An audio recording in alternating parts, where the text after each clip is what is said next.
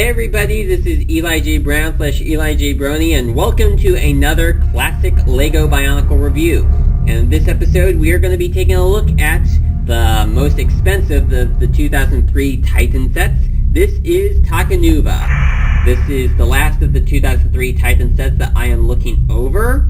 This features the very first Toa outside of the Takanuva, this being Takanuva. And this set consists of Takanuva as well as his Ursa Nui, which in the storyline is said to be made out of the parts of the Borak Hall and the Rakshi. And I'll go over as to how that makes sense when I look over the Ursa Nui.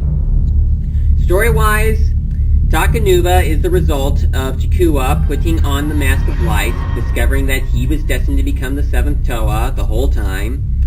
And I've mentioned this before in previous videos, but I'm going to mention it again. I did see a number of people spreading rumors online that this was what was going to happen with Chikuwa becoming Takanuva. And I thought that those were just rumors. And I'm not quite sure if it actually was confirmed and I just did not even know about it, prior to the release of the movie, or if it was just a lucky guess that lots of people made and it turned out to be true.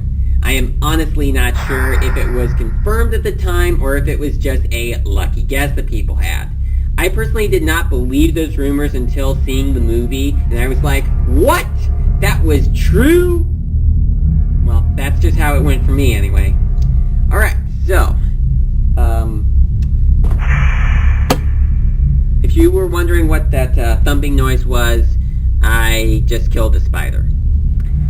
Alright, so, let's now go on to the set. So, first, here we have Takanuva, the star of the set, and obviously they had the Ursa Nui and Takanuva come in the set together, because otherwise Takanuva would probably just cost about $10, just as the rest of the Toa had, so they had to give him some excuse to give him a higher price.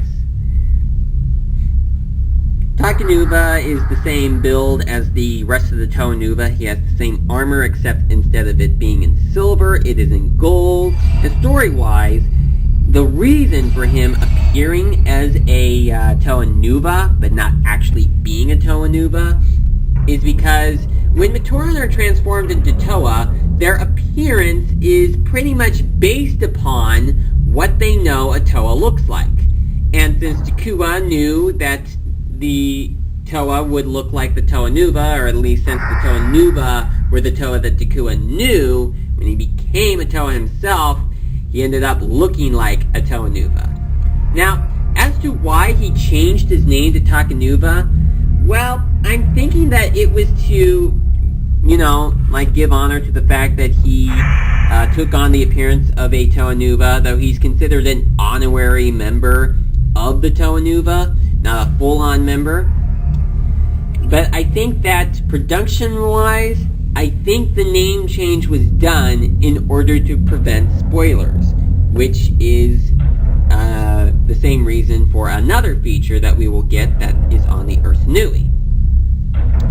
Takanuva carries this light staff on his arm, which can either be held in his arm, or it can be held on his back.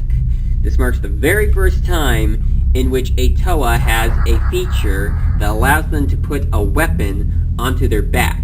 And this would also happen for most of the Takanuva in the Toa Metru in the following year. Real sorry about that.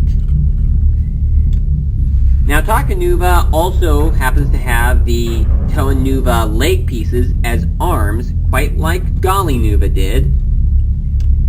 And he also has yellow eyes. I'll show that. Yep, yellow eyes. And also a white head instead of the standard gray head. And these pieces here, these are so he can hold on to the Ursa Nui. But I will show that feature in a moment. But now let's look at the Ursa Nui itself. So this is the vehicle that Takanuva had built, or at least had the help of building anyway, which was what he was going to use to travel to Makuda's lair. Now, as I've said, it is said in the storyline that it was built using parts from the Rakshi and the Bionicle, which makes sense considering that there were 6 Rakshi and there are 6 karate containers on the vehicle. And the Bionicle reference probably refers to the Bionicle feet over on the sides and the Bionicle shield pieces, even though this is actually Galak's shield piece, not Bionicle shield piece. And in addition to this, we also have a dark gray Kanohi Hao.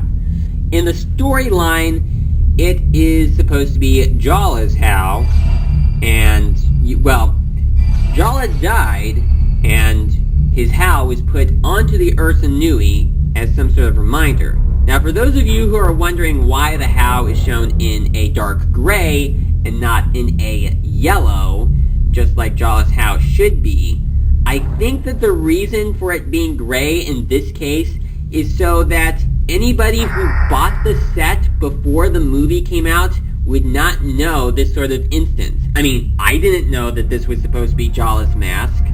So, yep, that worked. So, the reason why it is gray and not yellow, it was so they would not spoil the movie. It was given the this color here as a non-spoiler color. So, pretty much, this was a non-spoiler choice. I mean, if it was yellow, I would probably suspect that it was, in fact, Jala's Hao. So, just thought I'd make that clear. Now, we're going to now put these two together. Alright, so to put them together, well, first you gotta put Takanuva's staff piece at the back, though I usually have it on his back by default anyway. You take his head off, and then put it back on like this. Then, you move his arms forward, put him down onto the vehicle, and put his hands on the shield pieces.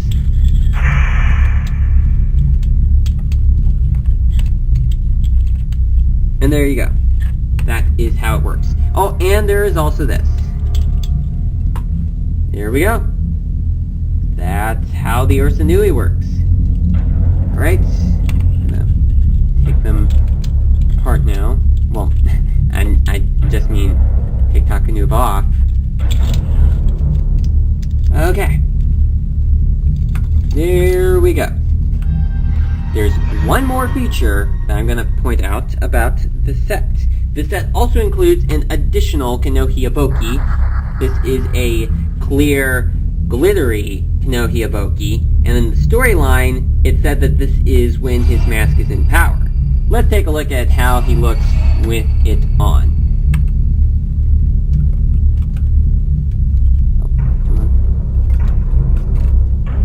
There you go. That is how he looks with the glittery Kanohi Aboki on. Pretty nice. Though I think I prefer to stick to using the gold one here. Alright. Now, I'm also going to point out that there was a very rare platinum Kanohi Aboki. It is very rare. There's only one in existence. I have no idea as to who currently has possession over it, but it is very, very rare, and I think that it was put up for millions of dollars on eBay. Type of price I totally could never obtain. So yeah, it is a pretty rare mask.